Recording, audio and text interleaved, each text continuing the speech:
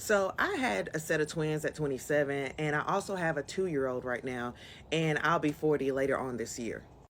And even though both times of having children is hard, okay, I'm not going to say that it's going to be a walk in the park either way, whether you wait until you're over a certain age or you do it while you're young.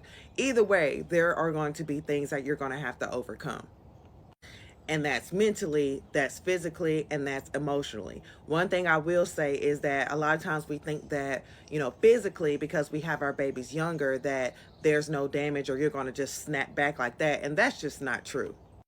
Fact of the matter is that by the time you get to be 30, 35, 40, or whatever, you're actually starting to feel the consequences of that snapback that you thought you had when you had that baby at 19, 20, 25, or whatever.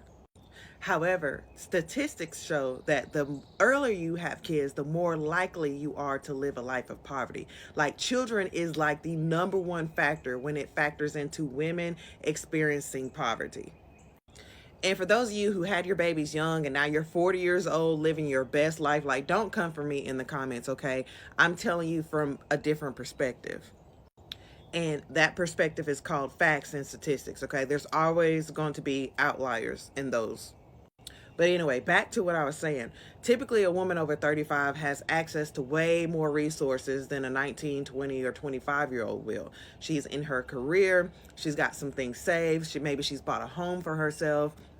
She might have a business or two like I did.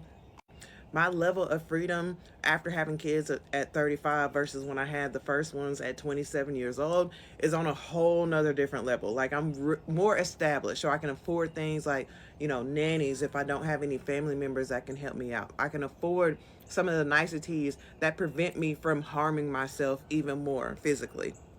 Taking a day off from working in my business is not going to just ruin me financially. So if a child is sick or whatever, it's really not that big of a deal.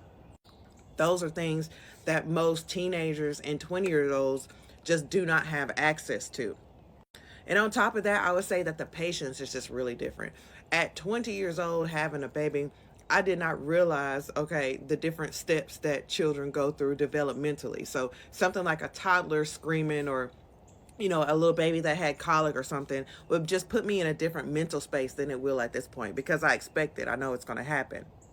And also, why I do experience some stress, I am not as stressed, okay? Sometimes stress, and not sometimes, but all the time, stress will affect how you show up for your kids. If you are worrying about when your next bill is going to be paid, or where you're going to stay next month, or keeping a roof over your head, you're just not going to be in a great position to be raising your kids, because you're already always going to be stressed, and a lot of times that can leak out onto the kids.